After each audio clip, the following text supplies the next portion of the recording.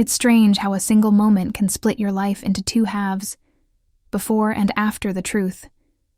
For years I thought I knew him. I thought love was enough. That trust was sacred. That honesty was something we both believed in.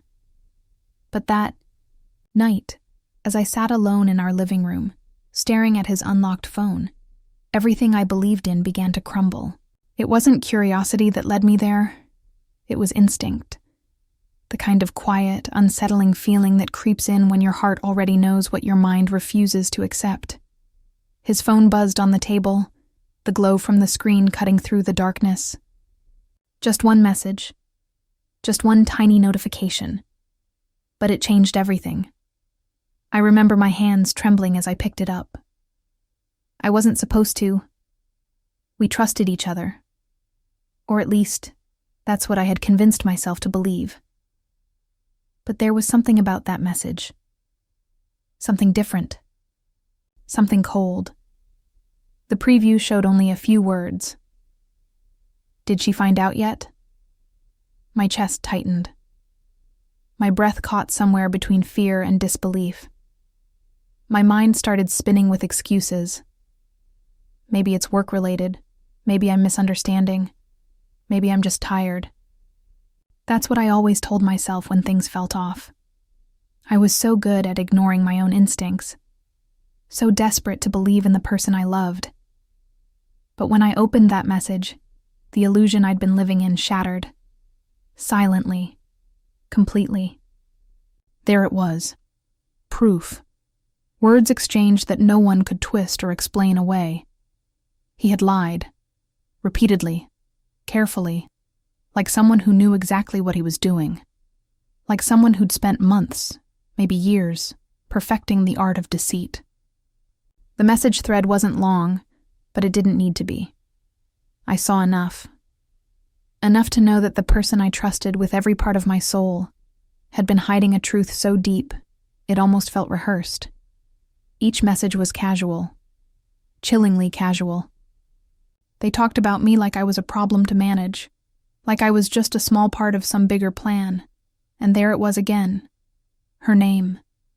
A name I'd never heard before, but one that suddenly meant everything. They weren't just talking. They were planning. Planning around me. Planning beyond me. My throat went dry as I scrolled through the rest of their conversation. The words blurred together, but one sentence stood out. One I'll never forget. She still thinks everything's fine. Don't worry, I've got her fooled. My world stopped moving. For a moment, it felt like the air around me disappeared. My heart wasn't just breaking. It was realizing how blind it had been. How long had he been pretending? How long had I been pretending, unknowingly, alongside him? The memories started flashing in my mind like a cruel movie. The smiles, the late-night talks, the promises. Suddenly, they all looked different. They all felt different.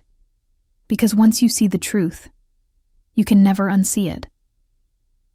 I remember setting his phone down, my fingers shaking so badly that I almost dropped it. The room was completely silent, but inside, I could hear my pulse pounding in my ears. There's a kind of quiet anger that doesn't show itself right away. It doesn't scream or cry. It just sits there, heavy, burning, waiting. That's what I felt that night. Not rage, not sorrow. Just silence. A silence filled with realization. I stared at his photo on the lock screen. The same smile that once made me feel safe now felt like mockery. How could someone wear love so convincingly?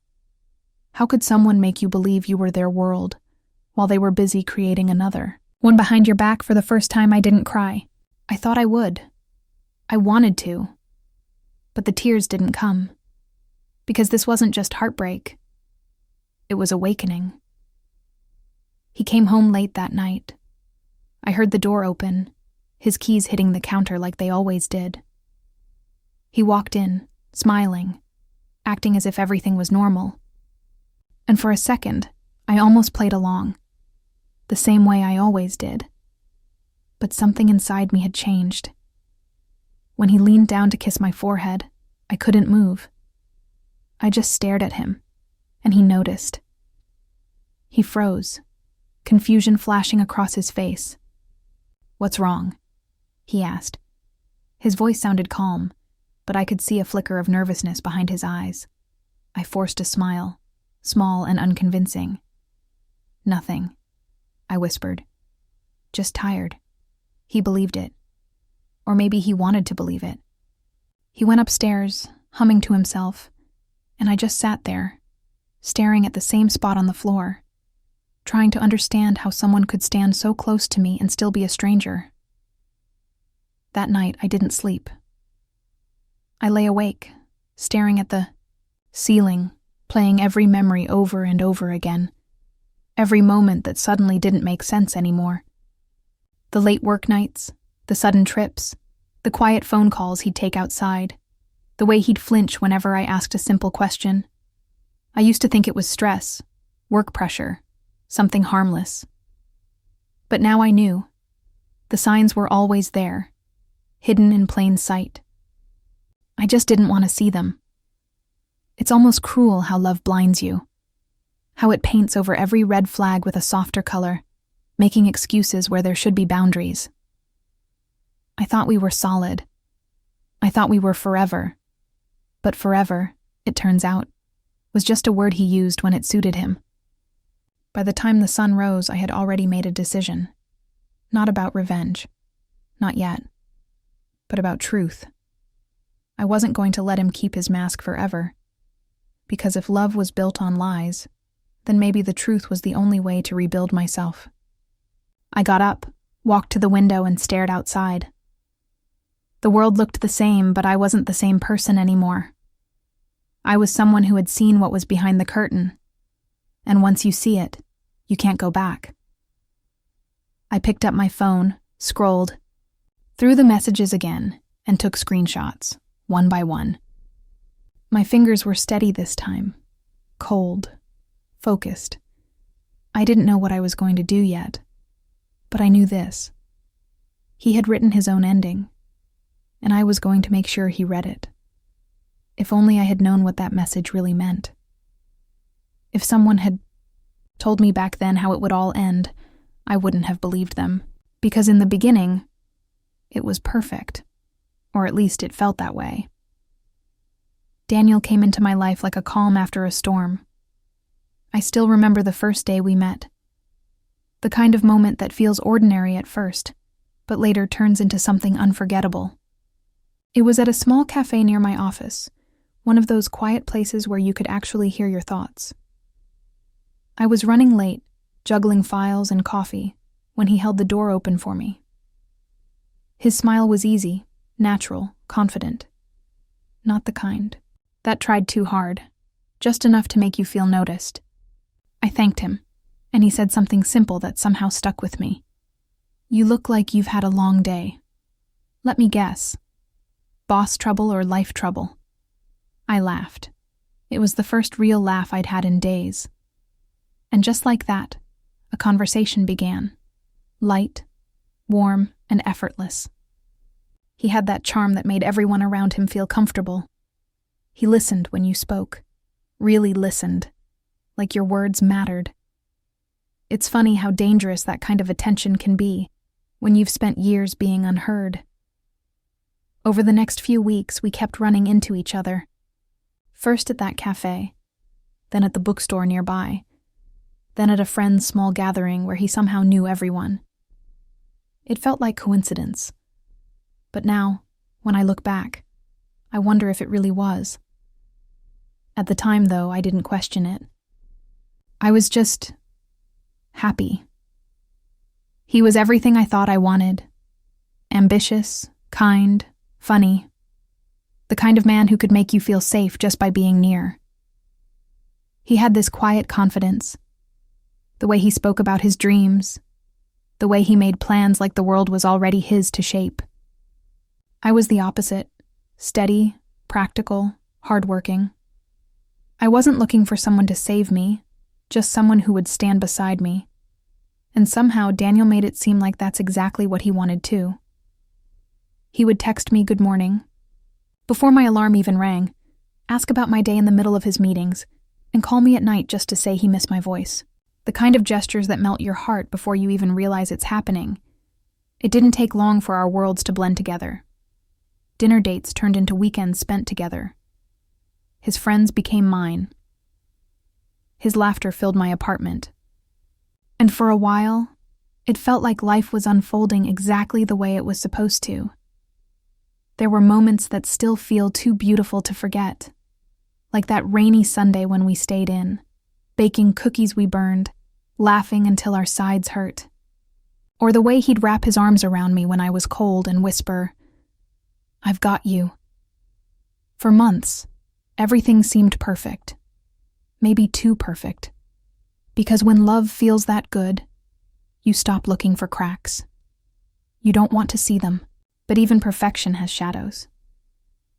The first time I noticed something odd, it was small, barely a ripple.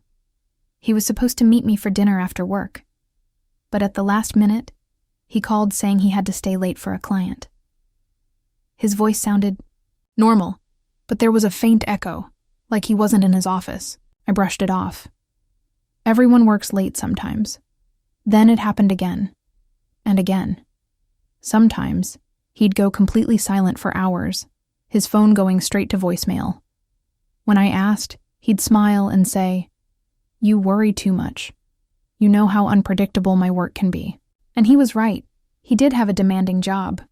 So I believed him. Or maybe I wanted to. But there were little things that didn't add up. The way he'd turn his phone face down when we were together. The way he'd laugh at a message and say, "Just my colleague," before tucking it away. Or how his stories about his day sometimes didn't match. One version for Monday, a different one by Friday. They were small things, tiny threads I didn't pull on because I was afraid of what might unravel.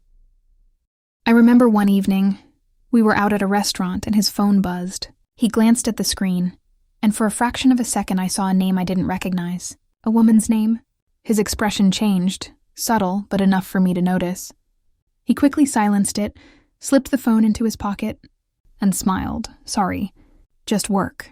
He reached for my hand, kissed it lightly, and changed the subject. And just like that, I let it go. It's incredible how easily love can quiet your doubts, how it convinces you that asking questions makes you seem paranoid, that trusting too much is better than trusting too little. He had this way of making me feel like everything was fine, even when it wasn't. Like all the strange little moments, the late nights, the sudden trips, the vague explanations, were just me overthinking, and I believed him. Because I wanted to believe him. When we're in love, we don't search for lies. We search for comfort. There was one night, though, that I can't forget. I was sitting on his couch while he took a call in the next room. The door wasn't fully closed, and his tone shifted. Softer, more intimate. It wasn't what he said, but how he said it. The kind of tone you use when you're smiling. He walked back in a few minutes later, casual as ever.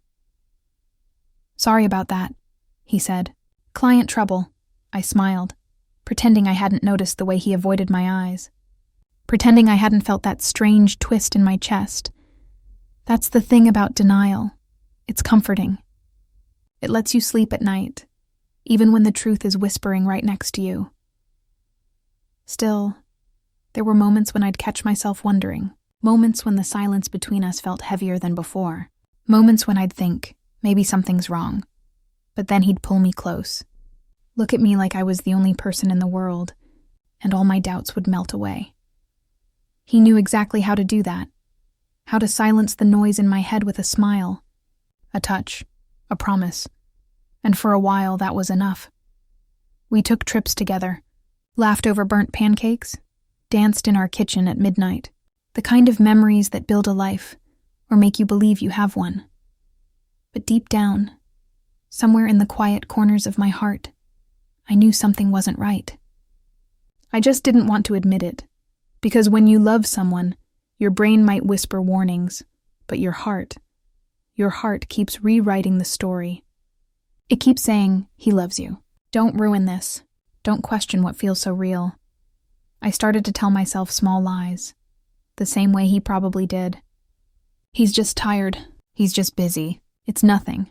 Until those lies became my reality.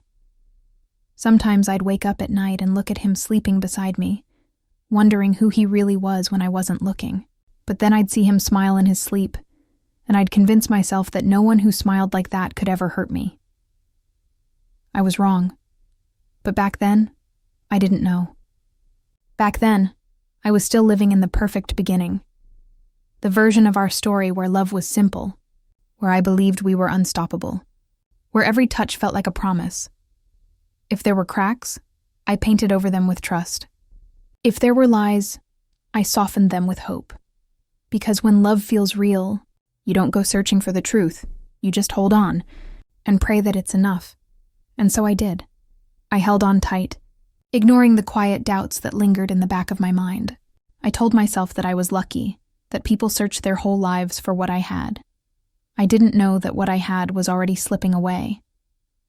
Love makes you blind, and I was the proof. It didn't happen all at once. That's the thing about distance. It doesn't announce itself. It just starts with silence, one unanswered message at a time. At first, I thought it was just life, work, stress, the usual excuses couples make when the rhythm changes. But this was different. Subtle, like fog creeping in after the sun sets. Quiet, but impossible to ignore once you feel it. Daniel wasn't gone, but he wasn't there either. He used to text me good morning before my alarm. Now I'd wake up to an empty screen. He used to call on his way home, asking if I wanted takeout. Now he'd text an hour later saying, "Running late again? Don't wait up." At first, I laughed it off. Everyone gets busy. Everyone changes. But it wasn't just his schedule. It was his energy. The warmth that used to fill every moment between us had turned into something colder, quieter. I remember one night, I made dinner, his favorite, chicken pasta with that sauce he loved. I even opened a bottle of red wine, thinking maybe we could talk, reconnect like we used to. But when he came home, he barely looked at the table. "Oh, I already ate at the office," he said, tossing his keys onto the counter. No apology, no explanation, just distance. I tried to hide the hurt behind a smile, but he didn't even notice. It wasn't just about dinners or missed calls. It was how he'd stopped seeing me. His eyes, once so full of warmth, now darted past mine like they had somewhere else to be. He used to ask about my day, my work, my dreams. Now conversations felt rehearsed, like small talk between strangers sharing a taxi. Sometimes I'd catch him staring at his phone, smiling faintly, then locking it the second I looked his way. Other times I'd hear him pacing in the next room, whispering into it, voice low, urgent. When I asked who it was, he'd reply too quickly. Just a client. A friend from work. You wouldn't know them. The lies weren't loud. They were soft, practiced. The kind that sound believable because you want to believe them. But it wasn't just me who noticed. My best friend Mia saw it before I could even admit it to myself. We were at a cafe one afternoon when I accidentally mentioned how Daniel had canceled our weekend plans again. She frowned, stirring her coffee slowly. "Again? That's the third time this month, isn't it?" I shrugged, forcing a smile. "Yeah, but he's under pressure. His company's taking on new clients. You know how it is." She looked at me. Really looked at me. The way best friends do when they know you're lying to yourself. "I don't like how he's making you feel," she said softly. "You're shrinking around him, Em. That's not love." Her words stung more than I expected. "You don't understand him," I replied too quickly. "He's been stressed. He just needs time." Mia sighed. "Or maybe he's using that as an excuse. Just be careful, okay?" I nodded, but inside I was already defensive. It's strange how we protect the people who are breaking us. That night, her words echoed in my head, long after Daniel fell asleep beside me. I stared at the ceiling, wondering when we had stopped feeling like us. The next morning, I watched him get ready for work. He was humming, something I hadn't heard in weeks, and looked unusually cheerful. His phone buzzed on the nightstand, and before I could stop myself, I glanced at it. The name flashing across the screen wasn't one I recognized, just a first name, Lara. He picked up immediately, turning his back to me. "Hey, yeah, I'm leaving now. Can't wait to see you." My heart froze. When he realized I was watching, he smiled, too casually, and ended the call. "Coworker," he said. "She's on the new project." I wanted to ask more, but my throat felt tight. Something told me not to push, because the truth is, by then, I was afraid of the answers. The distance wasn't just physical anymore. It was emotional. He was somewhere else, living a life I no longer recognized. The late nights became more frequent. The excuses more creative. Car trouble. Last-minute meetings. Helping a friend move. Each time I nodded, smiled, and told myself it was fine. But deep down I knew better. I could feel it. The quiet between us had turned into something sharp. He stopped leaving his jacket by the door. He started keeping his phone on silent. Sometimes, when I'd walk into the room, he'd quickly close his laptop. Once I caught a glimpse of an email open on his screen, something about reservations and 2 guests. Before I could read more, he slammed it shut. "Work," he said too fast. "Confidential." That night I couldn't sleep. Every time he shifted beside me, I wondered who he was texting when I wasn't looking. Days turned into weeks, and the silence between us grew heavier. We still said "I love you," but the words had lost their warmth. They were habits now, like saying goodnight or take care. Mia kept asking if I was okay, and I kept saying yes. But even my reflection didn't believe me anymore. There was a night, late, stormy, when I finally broke. He'd said he was working late again, but something in me snapped. I drove to his office, rain pouring so hard I could barely see. When I got there, the building was dark, empty, no meetings, no work, no Daniel. I sat in my car, shaking, staring at the empty lot until my vision blurred. My phone buzzed, a message from him. "Sorry, can't talk right now." Just wrapping up, my heart pounded. Wrapping up where? I wanted to scream, to call him, to demand the truth. But instead, I just stared at the screen until the words stopped feeling real. When he came home hours later, his hair was damp, his shirt slightly wrinkled, but not from work. His cologne was different too. "You're up late," he said, voice calm, unreadable. "Couldn't sleep," I whispered. "Where were you?" He smiled that same easy smile that once made me fall for him. "I told you." "Work." And just like that, the conversation was over. That night, I cried quietly, careful not to wake him. I didn't want his comfort, I wanted his honesty. A few days later, something strange happened. I was cleaning his study, stacking papers on his desk, when I noticed his laptop still logged in. I didn't mean to look, I swear I didn't. But curiosity, pain and fear are a dangerous mix. An email was open. Sent 2 days ago. The subject line read, "About our weekend. Same place?" My heart stopped. The message was short, simple, familiar. "Can't wait to see you again. Let's make sure no one finds out this time." My hands trembled as I scrolled down. His reply was right there, of course. Same time, same place. "You know I can't stay away." My vision blurred. My breathing came in sharp, uneven gasps. The room spun around me. It felt like something inside me cracked. Quiet, but deep. I closed the laptop gently, as if afraid the sound would make the truth more real. I stood there for a long time, staring at nothing. That was the proof I'd been afraid to find. And now that I had it, I didn't know what to do. When he came home that evening, I smiled like nothing had changed. I cooked dinner, laughed at his jokes, and pretended to be the same woman I'd been before. Because if I broke down, I knew I wouldn't stop. Later that night, when he fell asleep, I sat in the dark beside him, staring at his face. The man I loved, the man who'd lied to me. My phone buzzed softly beside me. It was an email notification, his name in the sender line. But it wasn't meant for me. It was addressed to someone else, and in the subject line were 3 words that would haunt me forever. I miss you, Laura. If only I had known what that message really meant. It's strange how the truth doesn't always shout. Sometimes it just waits, patient, quiet, hiding in the spaces you overlook every day. For me, it came on an ordinary Thursday morning, the kind of day that starts too calmly before it breaks your world apart. Daniel had left early, saying he had a client breakfast. He kissed me on the forehead like everything was normal, like I wasn't already living in the cracks of his half-truths. His smile lingered longer than it should have, but it didn't reach his eyes anymore. I remember thinking, he looks like a man rehearsing a part he's tired of playing. I poured my coffee, sat at the kitchen counter, and stared at the phone he'd left behind. His work phone.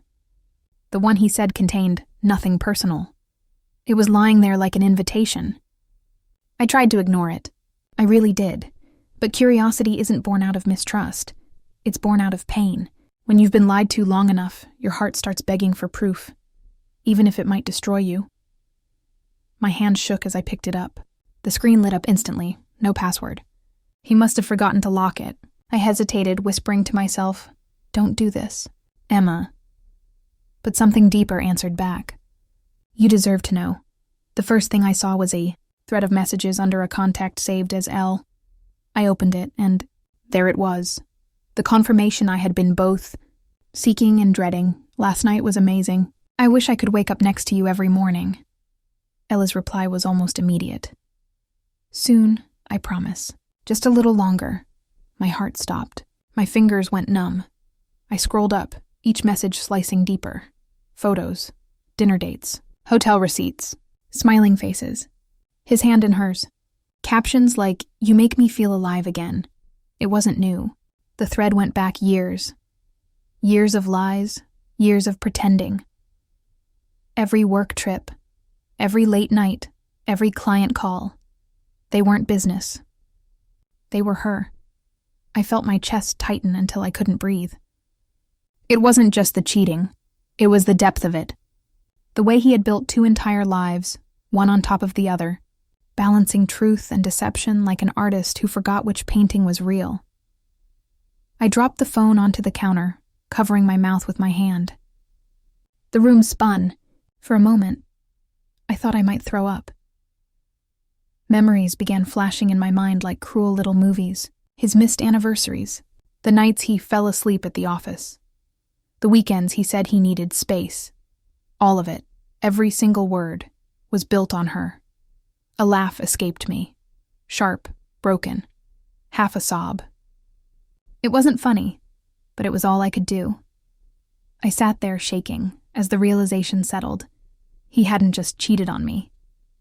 He had rewritten our history, and suddenly, everything made sense. The distance, the new cologne, the way he guarded his phone like it contained his soul, the coworker he swore was harmless, the name Lara, the one that had haunted me for weeks, now burned into my brain. I stood up, pacing the kitchen.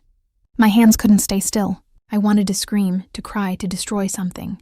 But instead I went quiet. Completely, terrifyingly quiet. That's when I noticed something else. His laptop bag was still by the door. I'd seen it 1,000 times before, but today, I saw it differently. I opened it. Inside was his work laptop, the same one he always carried. I knew I shouldn't, but the truth had already pulled me in too deep. It didn't take long to find what I was looking for. Hidden in a folder labeled Accounts were documents, not business reports, but bank statements. Strange withdrawals, a second account under his name. Transfers to someone listed only as LM. I clicked one open. My breath caught. It wasn't just infidelity. It was betrayal in every possible way. He had been funneling money out of our shared savings, slowly, carefully, for almost 2 years. Thousands gone, vacations we never took, dinners we never had, rent I thought he was covering. All of it was funding her, and in that moment, something in me broke, not from anger, but from clarity. He hadn't been distant because he was lost. He was distant because he'd already moved on, long before I ever suspected. I sank to the floor, clutching the edge of the counter, trying to steady my breath. tears came then, hot and unstoppable. Not loud, not violent, just endless. I thought about the promises we'd made. The plans, the home we'd built together, brick by brick, while he was building another life in the shadows. Every I love you replayed in my mind like a cruel echo. I wiped my face and whispered to the empty kitchen. Why wasn't I enough? It's a dangerous question, one that turns your heartbreak inward until it cuts deeper than any lie ever could. But beneath the sorrow, something else began to stir. A quiet, steady burn, anger, not the kind that makes you shout, the kind that freezes you, sharp, deliberate, controlled.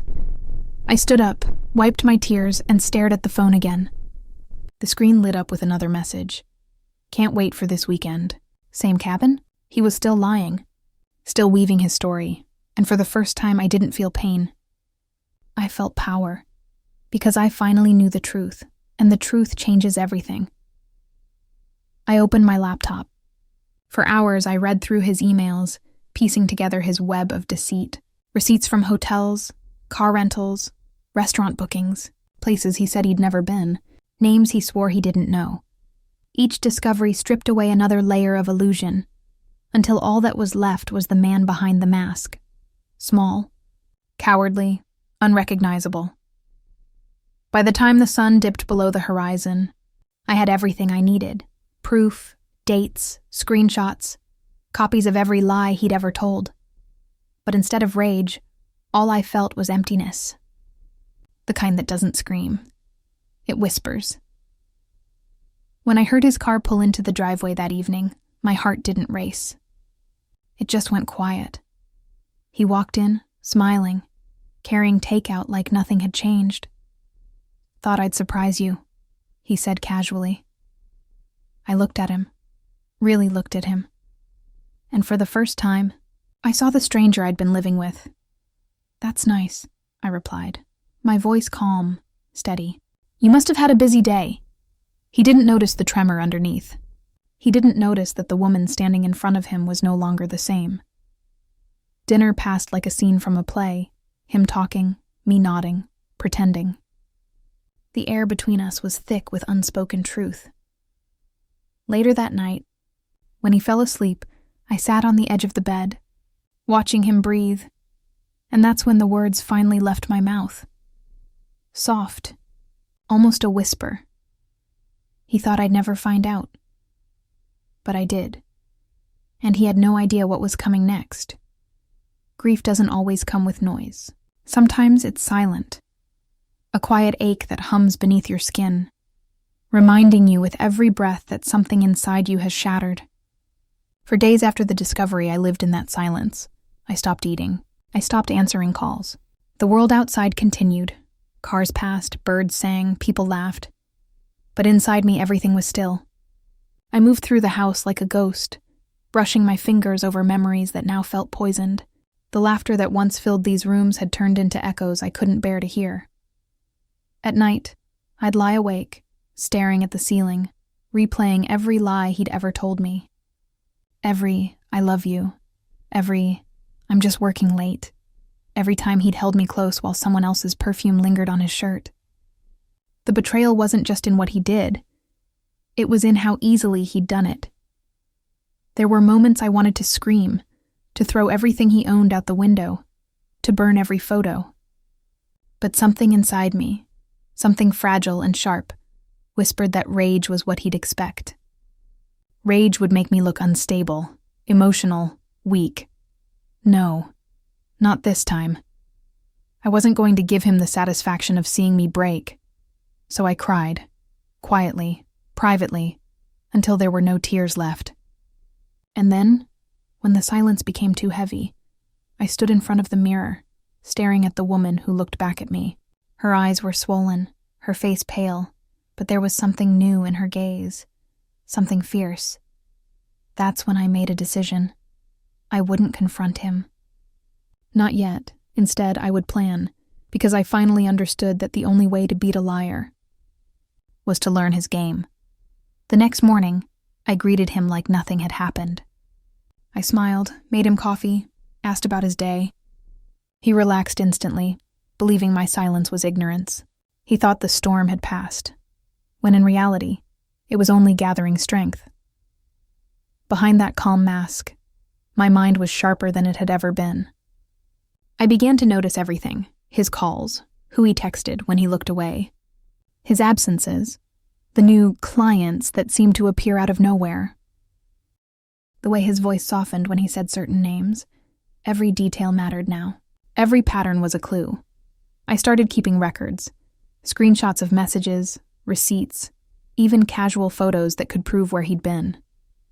I took notes on my phone, labeled with harmless titles like grocery list and to-do. He never suspected a thing. He'd taught me how to doubt myself for years. Now I was learning how to doubt him.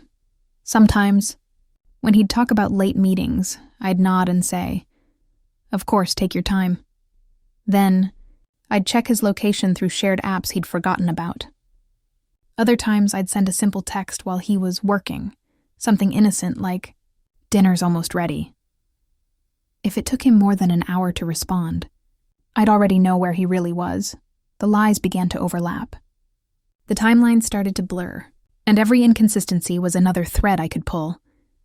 It was strange, almost addictive, the quiet satisfaction of knowing I held the truth, while he carried on believing he was safe. There was a night, maybe 2 weeks after the discovery, when he came home unusually cheerful. He wrapped his arms around me, told me he'd closed a big deal. His voice was light, his eyes bright. I smiled, congratulated him, poured him a drink. He didn't notice the small flash drive sitting inside my pocket, the one that contained copies of his secret emails and bank transfers. He toasted to our future. I raised my glass too, forcing a smile, while inside me, something darker whispered, "There is no our future. There's only the ending you built yourself." Each day after that, I grew stronger. The pain didn't disappear. It simply transformed. It sharpened into purpose. I began to move differently, calmer, steadier. I wasn't the woman who begged for answers anymore. I was the woman who collected them. Even my reflection changed. The sadness in my eyes was still there, but beneath it, there was a quiet defiance, a promise that I would not be the victim of his lies anymore. My best friend Maya noticed first. "You seem different," she said one afternoon, her eyes narrowing. "You're not crying anymore." I smiled faintly. "Because I've realized something." "What?" I looked down at my hands, tracing the edge of my coffee cup.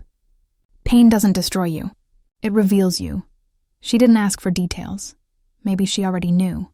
Maybe she'd seen enough women broken by betrayal to recognize the moment when one of them decided to stand back up. That night, I opened the hidden folder on my laptop, the one labeled Garden Photos.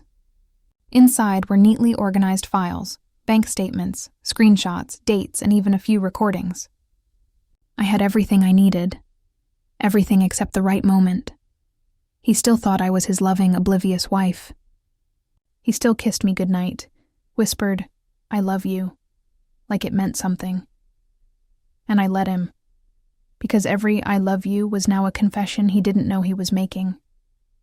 Every smile he gave me, every lie he told, I stored them away, knowing that soon they would become the very evidence that destroyed him.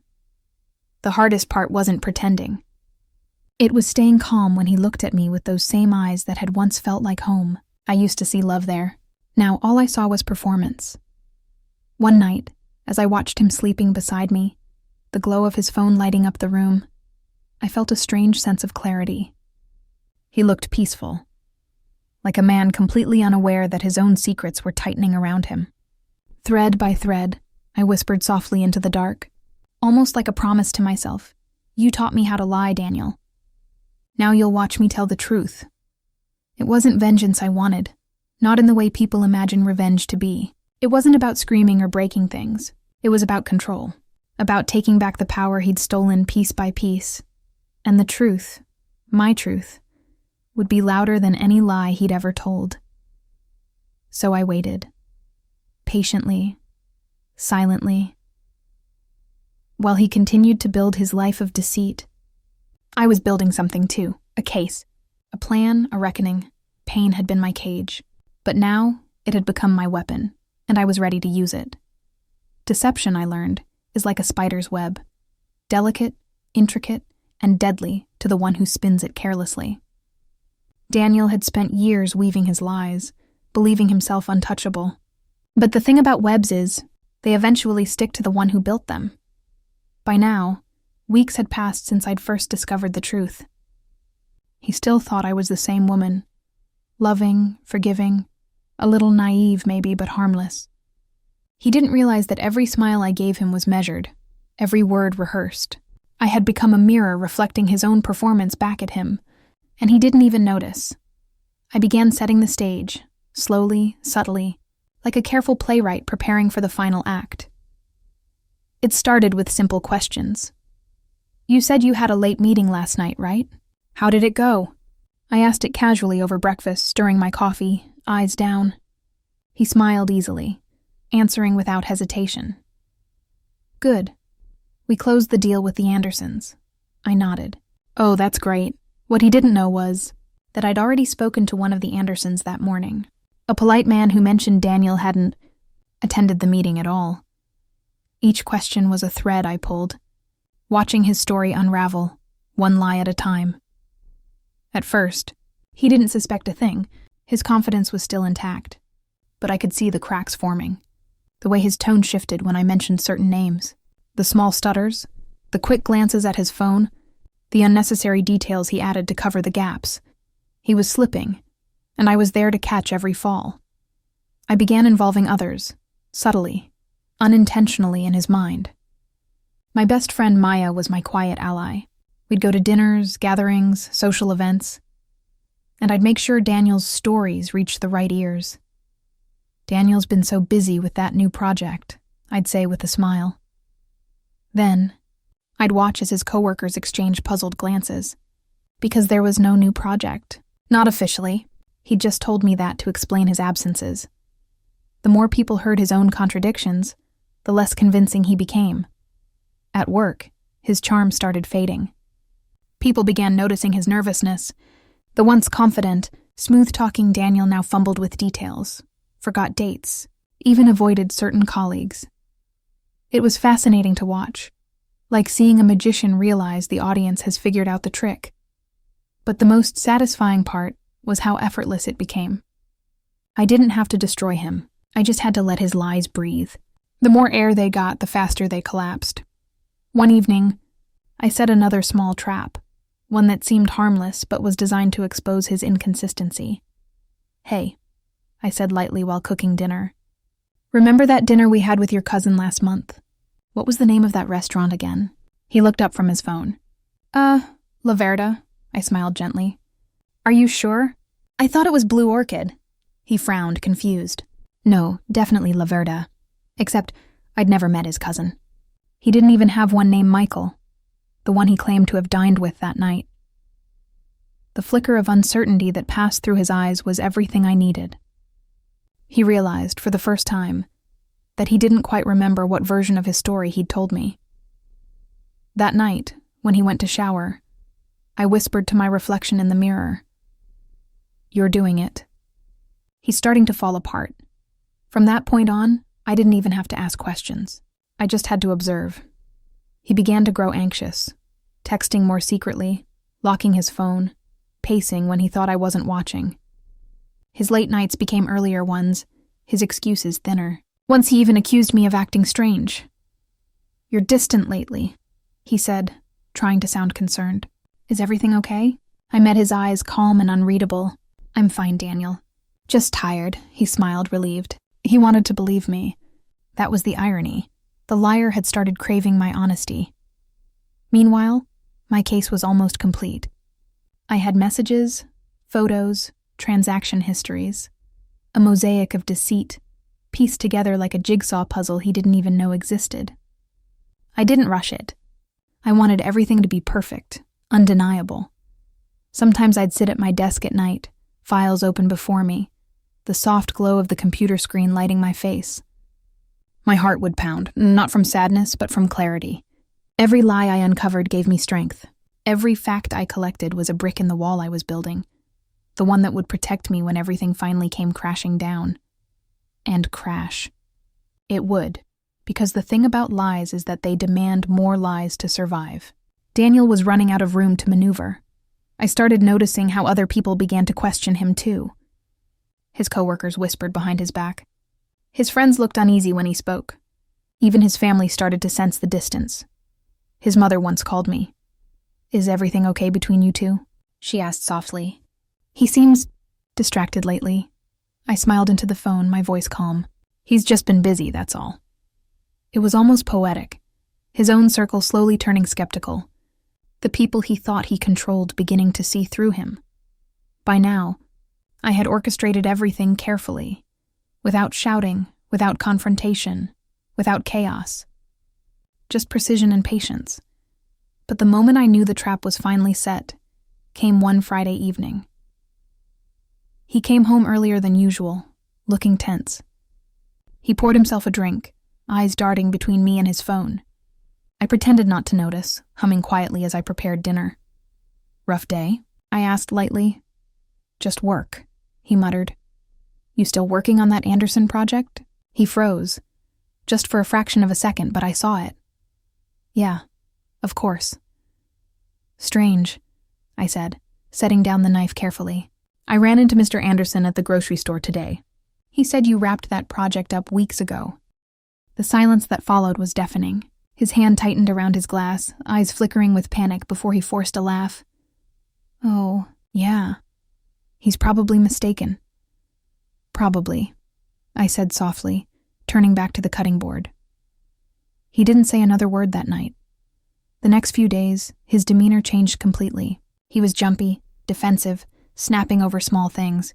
He tried to ask if I'd been talking to anyone about him, but I just smiled and said, "Why would I?" He was unraveling. The web he'd built had finally begun to tangle around his own feet. I wasn't just watching him fall anymore. I was guiding him, subtly, gently, to the edge. Every lie he told now contradicted the one before. Every denial made him sound guiltier.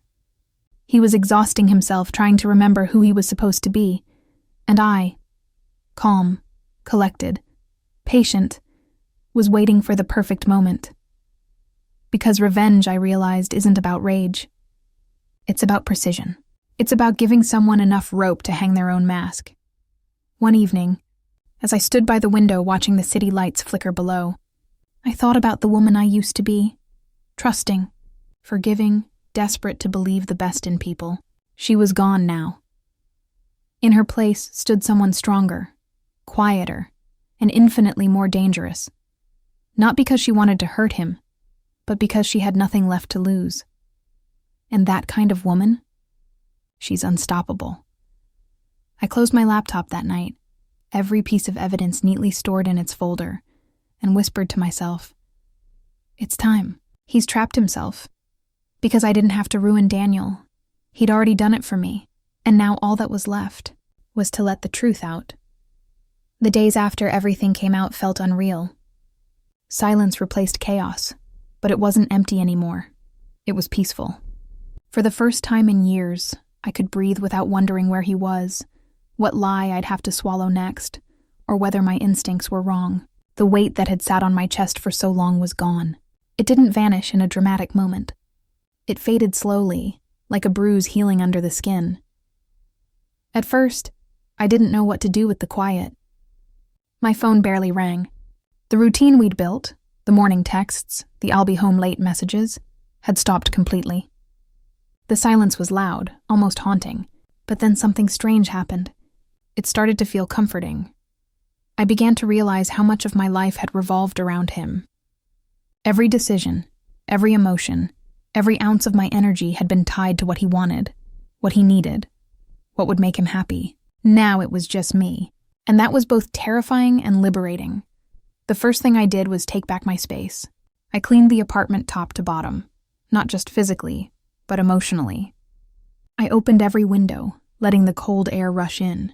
I threw out the things that carried his shadow, his shirts, his notes, the perfume he'd once said he loved on me. I deleted the playlist we used to dance to. I even changed the furniture layout, just to break the familiarity of it all. Every small act felt like reclaiming a piece of myself. It wasn't revenge. It was recovery. I started cooking again, not because he liked it, but because I did. I played music he hated, wore colors he said didn't suit me, and stayed up late watching movies I'd always wanted to see, but never did, because he found them boring. The smallest freedoms became victories, but healing isn't a straight line. There were nights I'd wake up suddenly, my heart racing, missing him. Not the man he truly was, but the version I thought he was. That's the cruelest part of betrayal. It doesn't just break your trust in someone else. It makes you doubt your own judgment. I remember sitting by the window one night, holding a photo of us. We looked so happy, carefree, young, in love. And for a second I wondered, was any of it real? Maybe it was, or maybe I just wanted it to be. I learned that sometimes people show you exactly who they are, but you choose not to see it, because the truth hurts more than the lie. I had seen the signs, the distance, the excuses, the subtle changes in tone. But I brushed them aside, because facing them meant accepting that the love I was fighting for was already gone. Now I see it clearly. Love doesn't ask you to shrink. It doesn't demand silence or sacrifice of self. Real love lets you grow even when it's hard. A few weeks later, I took a trip, alone. Just a few hours away, to a small coastal town I'd always wanted to visit. I remember walking barefoot on the sand, watching the sunset. The air smelled like salt and new beginnings. It wasn't about escaping him anymore. It was about rediscovering me. I started journaling again, something I hadn't done since before I met him. Every morning, I'd write one truth I'd learned. I am not defined by what broke me. The pain was real, but so is my strength. Healing doesn't mean forgetting. It means forgiving yourself for believing in the wrong person. Those words became my anchor. Slowly, I stopped replaying the past and started imagining the future. Not the one I had planned with him, but one built entirely on my own terms. Friends who had drifted away because of him began reaching out again. My best friend, who had once warned me, came over one evening. She didn't say, "I told you so." She just hugged me and whispered, "I'm proud of you." That meant more than anything, because surviving betrayal isn't just about exposure. It's about refusing to let bitterness take over. I could have become cynical, mistrustful, angry at the world, but I didn't want that. I wanted peace, so I forgave him, not for his sake, but for mine. Forgiveness didn't mean letting him back into my life. It meant setting down the burden he left me with. I didn't need closure from him. I gave it to myself. Months passed, and one day I crossed paths with him again. It wasn't dramatic. No tension, no confrontation. Just two people who once shared a world, now standing in the ruins of what used to be. He looked tired, older somehow. His confidence was gone, replaced by something hollow. He smiled weakly. "You look different," I smiled back, calm and sure. "I am." There wasn't anger in my voice, only clarity. Because by then, I'd realized I didn't need to prove anything anymore.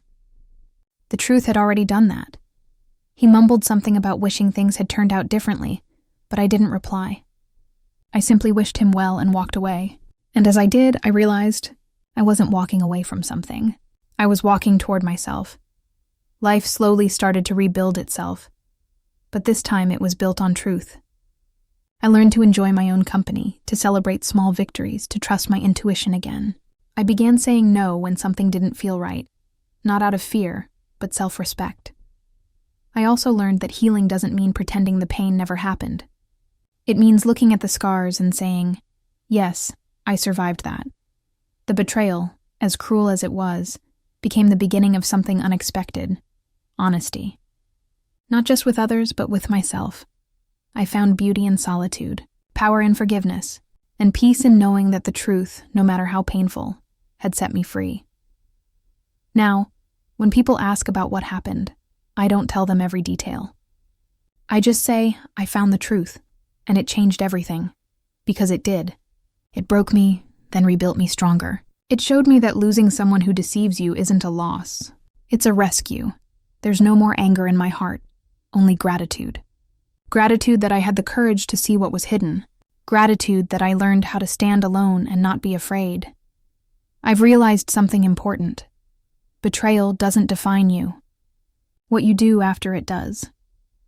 And as I look back now, I understand the lesson life was trying to teach me all along. Sometimes the truth doesn't arrive when you want it to.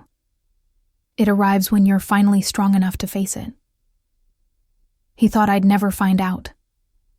But sometimes the truth finds you when you're finally ready to see it.